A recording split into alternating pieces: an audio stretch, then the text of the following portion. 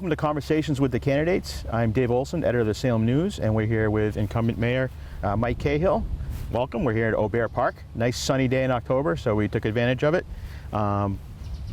Just to start off, you were sworn in, I think, your fourth term, January 5th, 2020, and then 2 months later, COVID hit. Yeah. So a lot of, I think a lot of your this past term has been consumed by the COVID crisis. Can you talk about that a little bit and what it's been like? Yeah, sure. First, it's good to see you, Dave, and thanks to you and to the crew at BevCam for providing this opportunity. Yeah, I mean, COVID, as we all know, we shut down in that mid-March timeframe, and it was pretty quick to arrive, right? We hadn't heard much about it, and then all of a sudden we were flagged that there were things to be concerned of, and within a week everything seemed to be shut down. And you're right in that COVID has been the issue of the last 2 years. I feel like we've done well in Beverly. I mean, look, people have lost loved ones. Too many people have died. The fact that anybody's died from COVID. And at the same time, the community's been wonderful in that people have been looking out for each other. People have been supporting each other. People have been supportive of our efforts as local government to really feel our way through it, right? Because we've all had to do that.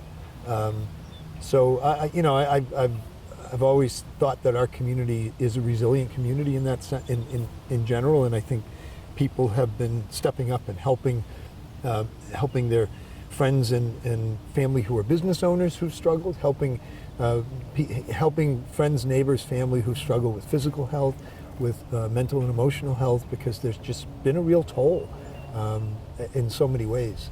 And at the same time, as I said, people have been great about supporting each other. And I think our city employees are, particularly those who are most out there publicly and interacting with the public, our public services, our fire, our police, during really challenging times and circumstances, are everybody involved with our schools, including all of our students and families.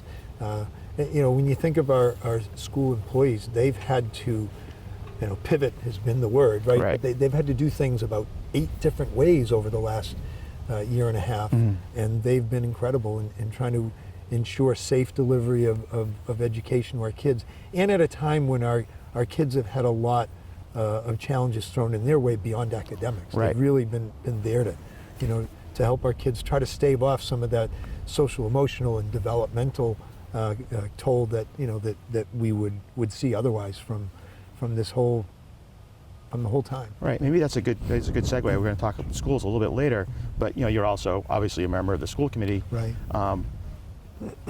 Kids have a lot. I mean, despite the best efforts of every educator and every parent, I mean, it's just been a really tough 2 years. How can the city and the school committee help those kids, especially I think the younger kids and the kids who are already in danger of falling behind? How can we help them kind of catch up or kind of get back to some sense of progress? I think that I'm not an educational expert. I'm not, I don't understand brain development the way right. the way an expert would, but we know that that it's going to take some time, to make up for lost time.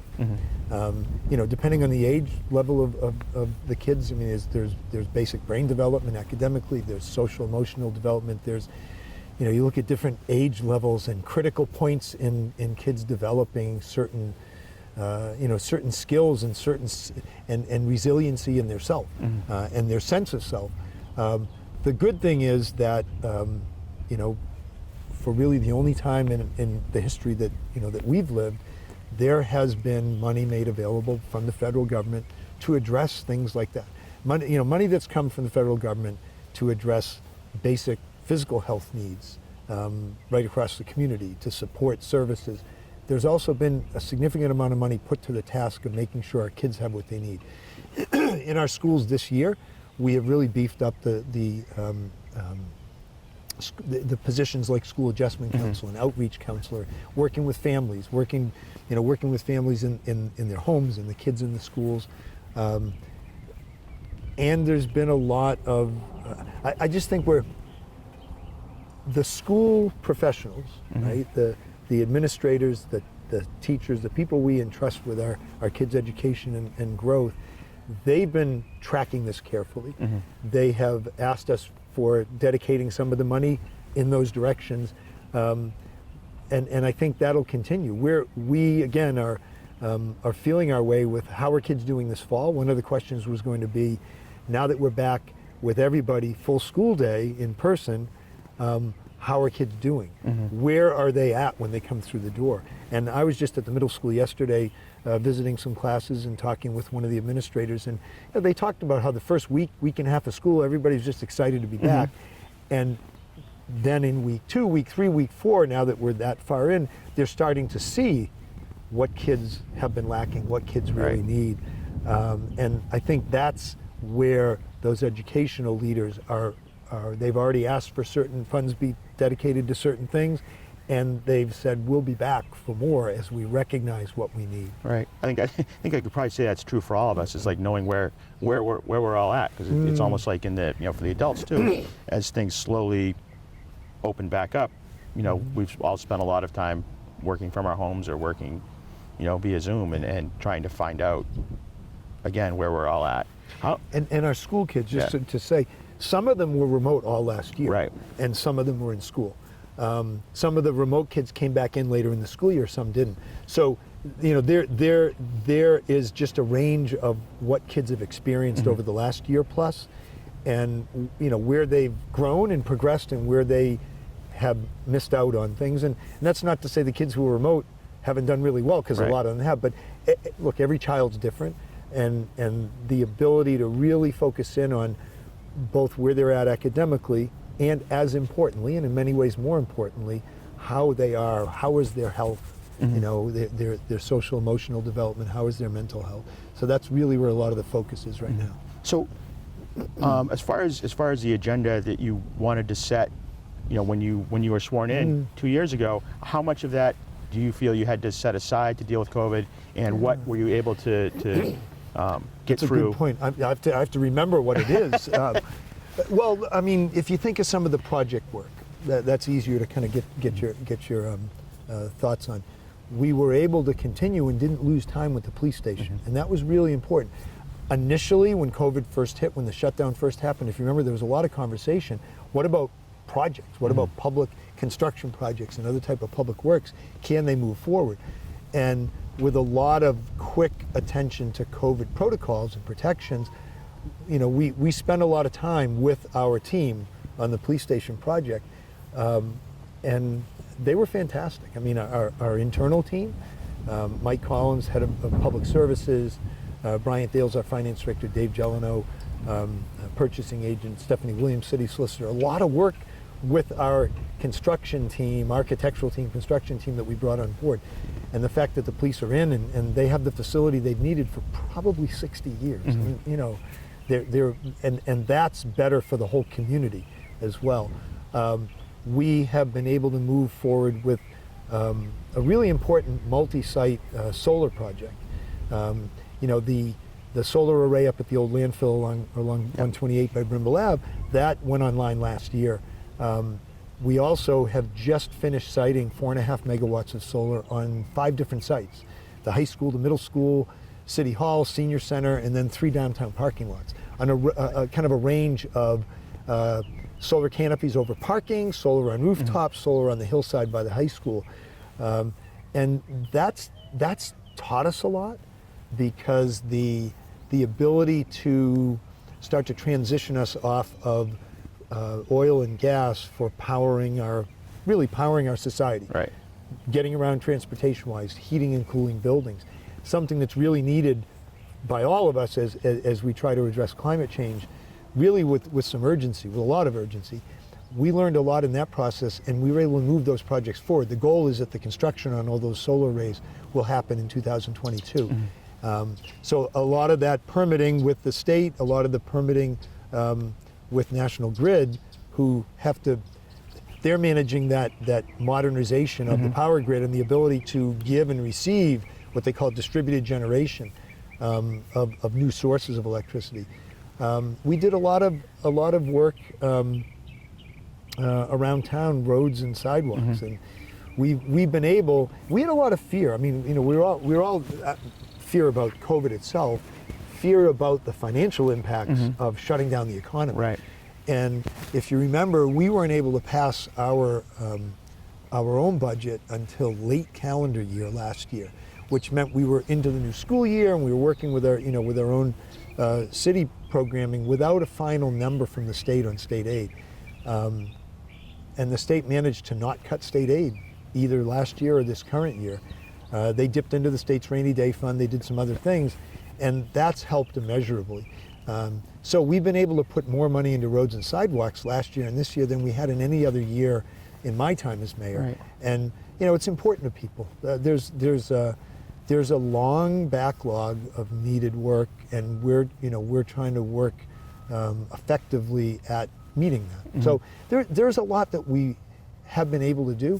At the same time, all the focus that we had to put in on trying to help particularly our retail sector, right? A lot of manufacturing businesses did great. Some of them did better than they'd ever done. But a lot of our commercial retail, particularly anybody who had to rely on in-person interactions, having people indoors, our fitness and health industry, our restaurants, our coffee shops, our other local downtown retail, it was really about trying to keep them from failing, keep them alive financially, and a lot of them have kept on keeping on, and now we're trying to help them, trying to help them bounce back. One of the ways the city did that was to, especially with the restaurants, have the street side patio, I guess is the way to describe it downtown, and it gave restaurants a chance to, actually have in-person customers. Mostly outdoor initially, now, is that something? I mean, is that something you see continuing in the future? I mean, it's. Yeah, we've talked a lot about it. By we, I mean both locally and among cities and towns and with state officials. There's a lot that COVID's teaching us, right? And we want to take the best pieces of that. So how do we maximize that ability for outdoor dining? I will say that it hasn't been without its challenges either. Before COVID, businesses were very fearful of losing any parking. Now it's been, okay, let's take up a certain amount of parking to allow more outdoor dining. If we had wide boulevards for streets with lots of sidewalk space, it would have been easier, but we don't. Our roads were created and all the development along them was created several hundred years ago. Right. So we have what we have, but we have bumped into some real genuine conflicts between neighbors who really need to know that there's an ability to have quiet enjoyment in their homes at times, and businesses that need to know that they can try to make a living. And so there have been those types of issues to navigate with several of our neighborhoods and our restaurants in particular. And with that said, I think there's an opportunity to again take the best of what we've been finding with the outdoor dining and move forward with it.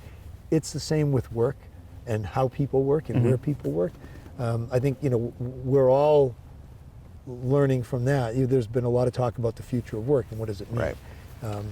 But we've been able to help our local businesses in a number of ways. You mentioned the outdoor dining. We also were able to take advantage, with the state's help, of some funding, to make some one-time grants to some of these businesses to help them pay the bills. Right. And tied through the time when they weren't allowed to be open at all, and then the time when their indoor capacity was very limited and it had to be pretty much all outdoors. As you know, a lot of places didn't open for in-person interactions, whether it be dining or other retail initially, and it was all takeout or curbside. Right. And Delivery. So, I think there's just been a lot for everybody to navigate, and we've tried to do our part with accessing both our own resources and then some that the federal and state government has made available specific to COVID. So, and now there's going to be, I think, almost $12 million in ARPA funding. Right. How do you see, and that's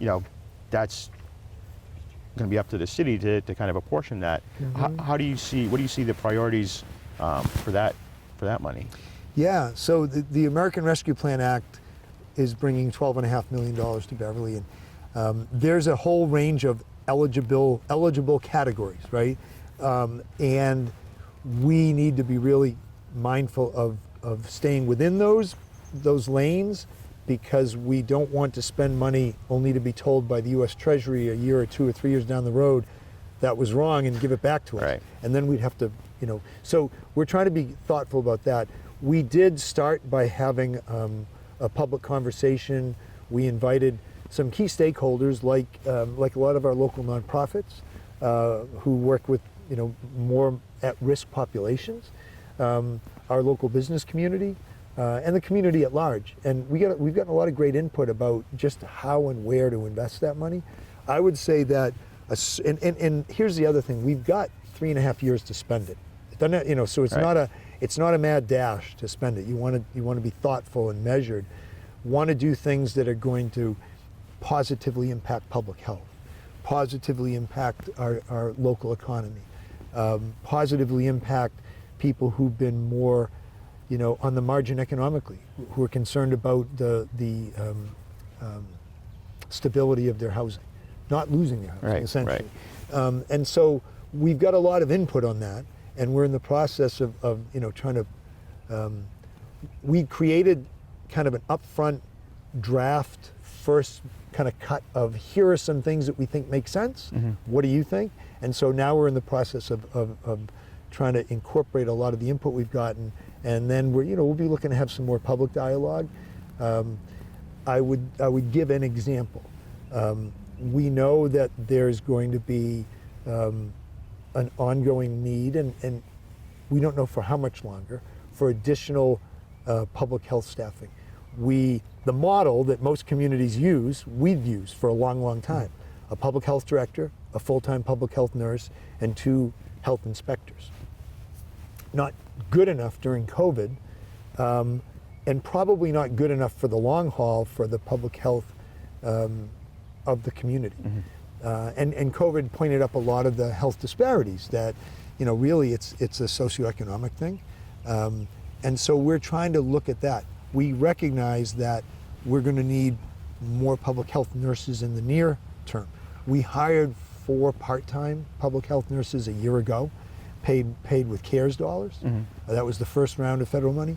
And we know that for the contact tracing, for the vaccination clinics that we had run, and we don't know how the boosters are going to roll out. We're still waiting on the state to see whether there's a local public health role beyond the pharmacy role and that kind of thing. So we could see ourselves spending money on some staff positions for a period of time that may not be permanent. We could also see a restructure of our public health department, and that may require some permanent funding. So some of it could be CARES Act funded, but then we'd need to find a way after the CARES Act runs out to fund that within our regular operating budget. How long do you think we'll be dealing with COVID? I mean, I don't. Yeah. I neither am a Yeah. public health expert, nor do I play one on Beverly Right. Cable. 'Cause So I mean, think about this: the arc of a new virus, of a novel virus, is that when it first hits, like it did in the winter of 2020, our bodies haven't experienced it before, right? So there are no natural defenses. The 1918 pandemic ran about 2+ years. We'll be coming up on 2 years this winter. My hope is that we continue to manage our way, and we come out of the winter and into the good weather and the outdoor weather of next spring, and maybe we'll be able to put it in the rear view to a certain extent. Right. Maybe we'll be able to say now it's here. There have been enough vaccines. There's been enough people who've gotten it and recovered. The combination of all that may have us to that place of, I don't want to use the wrong term, but may have us to the place where it's now a part of our world, and we deal with it seasonally, or we deal with it in an ongoing way, but the body's more ready for Right. it. We don't know if there might be another variant coming that'll be more problematic than Delta, or Right. more, and hopefully not. But I would say that, I think if we recognize that We're all trying to do a lot of things to engage and you know, I talked about the kids. It's all of us.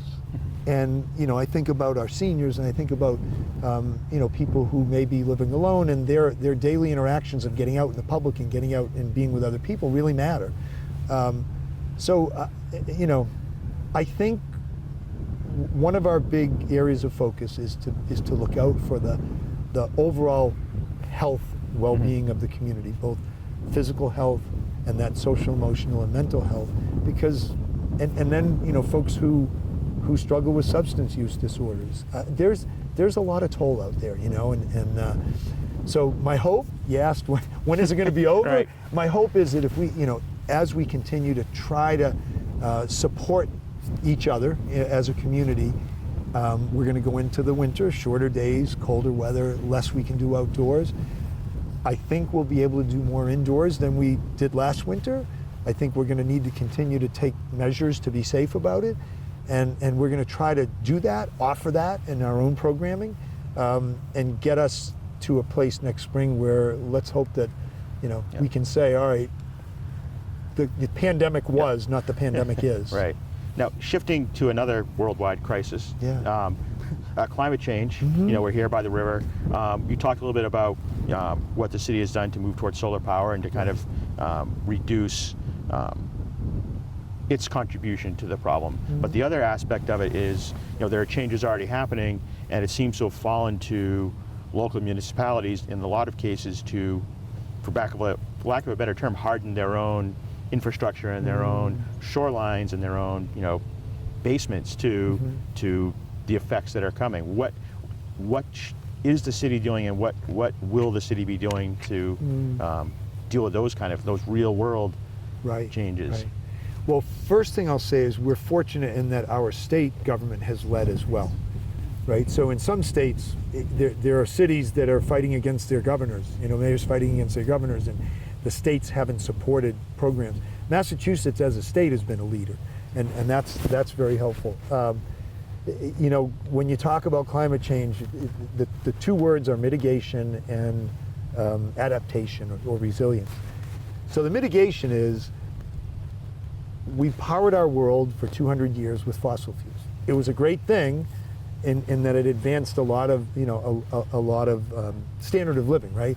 What nobody saw 200 years ago and has become, you know, apparent over time, over the last 50 years, and much more recently, it's been much more science supported and understood, is that, well, climate ebbs and flows over the millennia. The impact of humanity and the way that we power our lives has been significant in moving that needle in warming the global climate. And I talked with this about somebody just earlier today. The world population never exceeded 1 billion until 1840, right? Number of people alive at any given time. By 1940, it was 2 billion. Now it's approaching 9 million. The world hasn't gotten bigger. The amount of natural resources haven't increased. So, you know, there's an impact, and the science shows that those trapped greenhouse gases that come from all the fossil fuels that we burned for 200 years to power our lives have been having an impact. So I'll leave, that's enough of that. And, you know, it's not really, again, my area of expertise.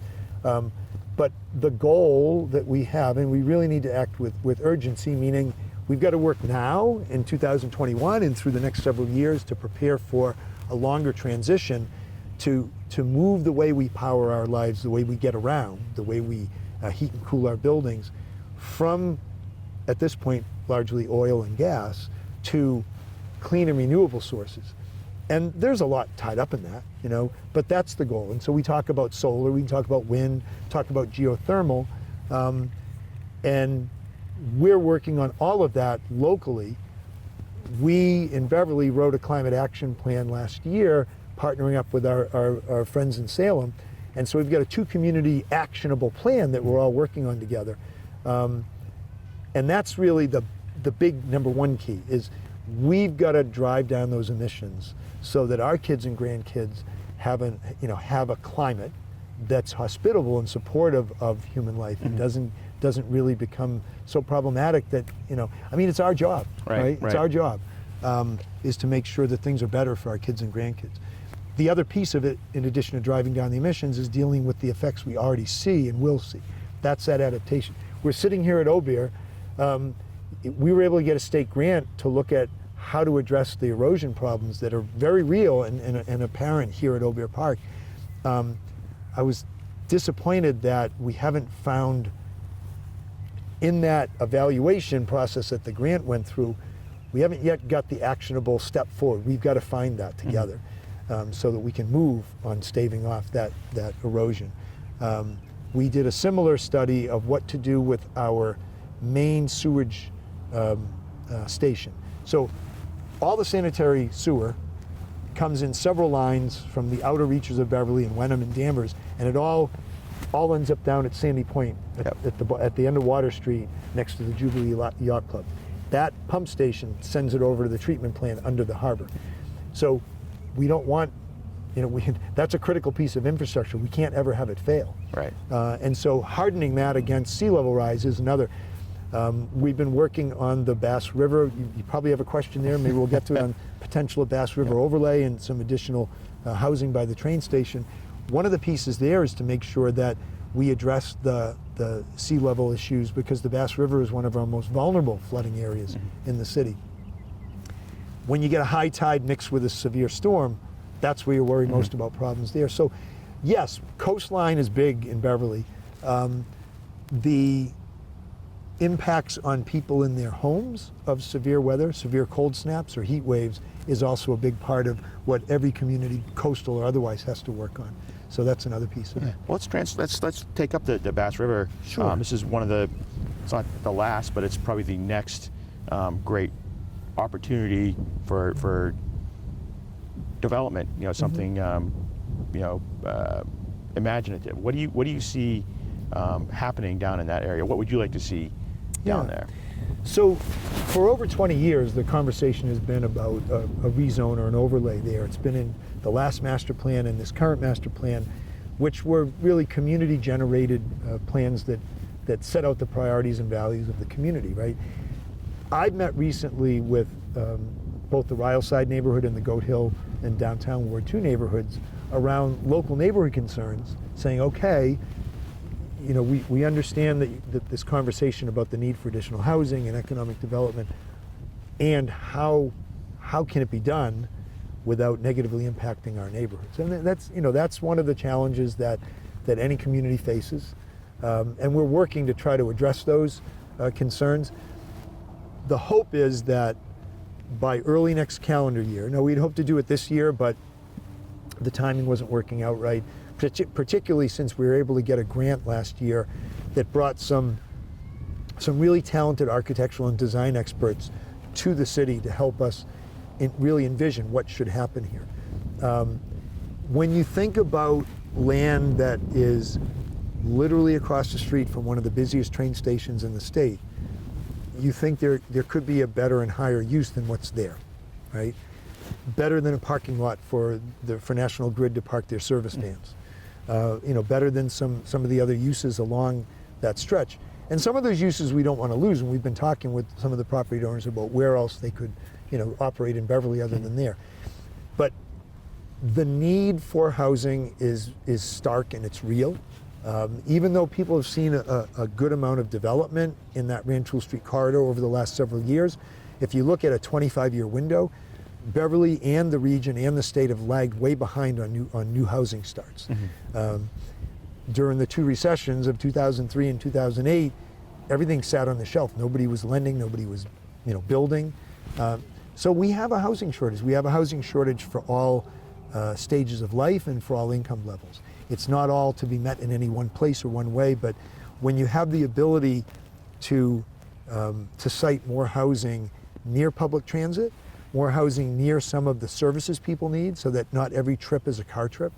The data shows that there are fewer cars that come with those housing units and fewer car trips that are made by each car. So it's an important way to address what are very real needs in a community. You had asked what we want to see there. Do you want to maybe reframe that? Because I'm talking a lot. Sure. No. There's a past housing. There's opportunities for retail, for just about anything. It's close to a blank slate, I think, as you're going to find in Beverly right now, without, it's something that's already there, without having to take open space. A great point. So one of our priorities, and it's been the city's priority for a long time, is to try to realize to meet our housing needs and our economic development needs by redeveloping already developed space. So that's one, as opposed to cutting down trees. Because the Beverly a lot of us grew up in had a lot more green space. Now we have a good amount of protected green space. We also have privately owned unprotected green space that a lot of people think is already protected. So one of the challenges is to try to move development away from those spaces into, where you'd be talking redevelopment. On the Bass River waterfront, there would need to be three things done, several things actually. Let me just touch on a couple. One is any development, any zoning change would need to take into account the need for floodable space on the riverbank, because you're not going to be able to just build a big wall and prevent, there from being an impact from sea level rise and from severe storms. So there needs to be an ability to hold back some water, and then if a storm's severe enough, have a space landside that can absorb and hold that water. That's really important for a lot of reasons. One is that some of our downtown neighborhoods are lower than the Bass River. And so both for the larger neighborhood and then for the parcels themselves, if you want to successfully create housing and businesses on that waterfront for the longer term, you've got to address that sea level rise concern. In order to get public access on the waterfront, there's a state law that says, hey, if somebody's redeveloping, investing in a waterfront property, then there's going to be a requirement that there's publicly accessible space. And I think there's a great opportunity for that on that stretch of the Bass River. We know that there could be an opportunity for some retail along in that area as well, and we'd like to see that. Maybe a waterfront restaurant down there, to join the one that's being built on the harbor front. Who knows what else? We also are trying to find the right formula for allowing for that, maybe requiring, maybe not requiring, but allowing for, in a way that doesn't hurt our existing businesses. You can't move in 100 apartments on a piece of land or 100 condos or a set of some row houses. You can't move in X number of people on a piece of land, and every time you do that, support another restaurant and another coffee shop. Right. And we have to worry about that. We have to pay attention to that. We want Cabot and Rantoul to be vibrant. We want our other commercial sectors around town to be vibrant. And I think that can be done with some additional commercial down there, but maybe not every, I'm certain that not every square inch of ground floor space can be commercial down there and still have everyone be successful. They got to have a demand and supply that it start to balance more. Do you have, it's been, we talked about transit-oriented housing, and does this current state of the T worry you at all? It seems. I'd say this. It's to me, I don't think there's a question as what the long-term future needs to be of public transit, but COVID and the current financial condition of the MBTA and the current ridership and where things are going to be at for a period of time, it may slow some of the investments we're hoping to see from the state. I served on the state's Rail Visioning Commission, looking at the future of commuter rail, and there were 23 people from all over the region representing a whole lot of various types of interests and stakeholders, and we came to a 23-0 vote that said the state really needs to electrify and rebuild the stations to create high platform where you can step on and off, unlike climbing up and down these steps on the train. What it can do is, done right, you could eliminate emissions by going electric. You could also cut the ride time in the North Station from 36 minutes to about 22, 23 minutes. You could do so even while adding a station in Salem over by Salem State and adding a station in Revere. A station in Revere would allow you to quickly connect from the train to the Blue Line and get over to the airport. And and then what you need to do with that is you need to, in addition, support people to get to and from the train stations. We got to, and this isn't going to happen overnight by any stretch, but think about a bus line that runs from the Danvers campus at North Shore Community College in through downtown Danvers, down through Ryleside to the depot, back and forth all day. Somebody local could come to the end of this street in Ryleside and step on that bus and come downtown and go back home without driving. Maybe they would, maybe they wouldn't, but that type of opportunity. Also, whether they be rideshare or van or bus, other ways of moving around within our communities and connecting our communities to each other and to and from the train. That's in our future. None of it's cheap, but these are the ways to connect our communities and allow people to move around without having that negative impact on traffic and on emissions, kind of in the big picture. And we talked a little bit about housing, especially in downtown there. How do you make sure that you have the right mix of housing? Because those units can be fairly pricey, and then I think there's a need for workforce housing, and then there's a need really for transitional housing for people who are coming out of tough situations. How does Beverly get the right mix? Yeah, I'd say we're working on it every day. We're fortunate to have some great partners in Harbor Light Community Partners and in the Y and North Shore Community Development, and we've got a community that's focused on it as well, and that's a real positive thing. As I said, we need units of all types. Obviously, we're seeing much more high-end market around the depot. At the same time, we do have an inclusionary housing ordinance that requires a percentage of those units to be affordable. And the challenge has been trying to get them affordable at the right level, that it really makes a difference. So we're working on that. Part of the problem with the market rate affordability, we've always had a housing stock that's not subsidized, that's more affordable.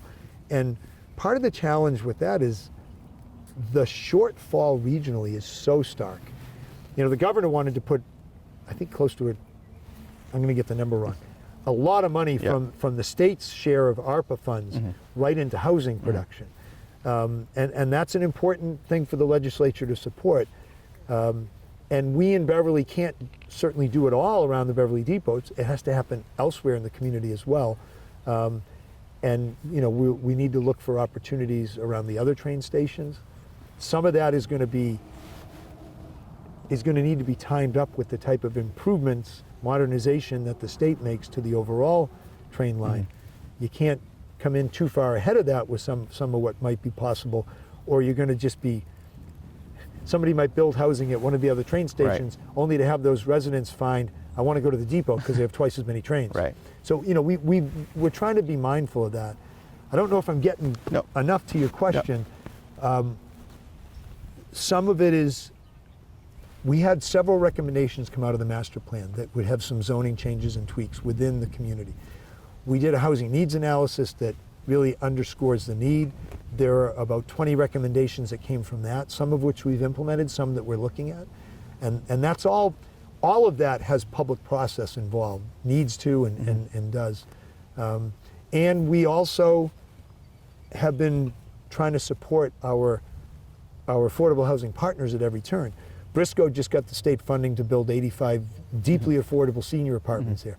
That'll be the first significant senior affordable housing project in the city in about at least 30 years. So that's important. The family affordable housing that's currently under construction right up the hill from the high school, that's important. What's happening at the downtown Y with affordable housing units for individuals, and some individuals that need some real supports in living independently successfully, and those supports are coming with the units. That's all underway, and we need to continue to look for those opportunities as well. Okay, last question. You were obviously at the school committee meeting last month where there was the unfortunate, really racist incident. Do you think the city has a problem with structural racism, and I know the city has been proactive, but maybe talk a little bit about that incident and the response and what the city's trying to do. I would say that America has issues with institutional or structural racism. I mean, I think a lot of us are becoming much more aware of that. I think that when you look at the way that for hundreds of years, federal governments, state governments, local governments, really harmed people of color in this country in a lot of different ways. And when I think of my parents who were able to get financing for their first home in the mid 1950s, and you think of my dad was a Korean War era veteran. He didn't end up having to actually actively serve, but when you look at veterans coming back from World War II and from Korea, and you see that the federal policies and the private lending policies denied people of color the ability to borrow. It's made all the difference in the world for a lot of white families, and the ability to build equity, to accumulate wealth, to pass that on, and how that hasn't been possible for so many people of color in this country. That's just an instance. It's a big one, but Beverly is a wonderful community, and in a lot of ways we're better than many others. But those biases and those that unconscious bias that a lot of people have, we all get up in the morning and look in the mirror and think we're good people, and we don't. We are. At the same time, there's a lot to overcome in the history that has been kind of wrought upon people of color in this country, and we all need to be a part of moving that needle. So in some ways, what happened at that meeting, it was very upsetting for people to see and hear. It sparked a conversation. I think what's more troubling is that in anywhere in this country, there is racism under the surface. The fact that this was right out front of us was maybe a good thing to get us moving. So we've got a ways to go collectively in making sure that there's enough representation of people of color in our community, enough leadership among people of color, enough investment in minority-owned businesses. The latest census shows that Beverly's about 15% people of color. I believe that's a high watermark. It's a high watermark from what I've seen in the last 30, 40 years, and I think we're going to become more diverse over time. And so, on a lot of fronts, we just collectively need to work to make sure that that in our community there is real opportunity for everyone. In our community, there is access to opportunity. There's work to do. I feel good about the work that we are doing as administration, and that the community is engaging in. And so, all told, look, this is a wonderful city. There are a lot of instances of great things happening, and this is an area that there's a lot of progress to be made on. It's important that we don't put it aside, that we don't wait on it, that we are working it very actively to try to make up for a lot of lost time in this country. And this is a great community, and I think we're up to that task of really working to live our values day in and day out.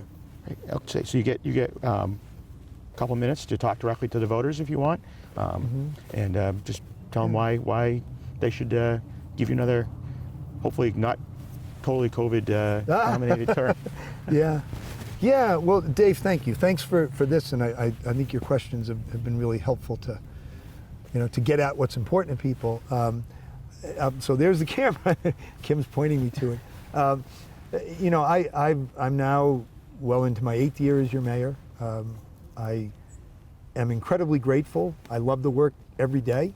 I love this community. I believe that we together have been identifying and working on a lot of really important issues. Most things aren't easy. Most challenges we face are multi-layered and nuanced. And when I started as mayor, when I first ran, I said, it's important to me that what people love about Beverly continues to be here for people. And it's important that people it's important that people know that you are heard and listened to, and that your input and your concerns are part of decision making all the time. And so we try to work to ensure that with public process, with outreach, with listening, with interacting. and that's a high value of mine. And so, you know, we hear and we work on some of these concerns day in and day out. I know they're there. I know issues of congestion and parking, issues of making sure that our services are the best they can be. I think we've done some great work since I've been mayor. I've been fortunate that we've been in a good economic time for my first several years, and that we didn't have that bottom falling out of revenues from the state and from our own sources during COVID. As a result, we've been able to deliver high quality services, build a new middle school, build a new police station, address a lot of our infrastructure needs, even as there's much more to address, and at the same time put money aside. The economy cycles. There's going to come a time when we'll be in a recession, hopefully not soon, hopefully not bad when it does come, but it's critically important to me that we have the reserves that those important services that people want. High quality education, high quality public safety, and access to beautiful public spaces, and making sure that our senior center programs are robust and meet people's needs. All the different services people care about, we want to make sure we don't have to retreat from them when there is a squeezing of revenue. So we've worked hard to make sure there are reserves in place. I think we've done it well to this point. As I said, there's nowhere else I want to be than right here and serving as the mayor of the city of Beverly and working for all of you.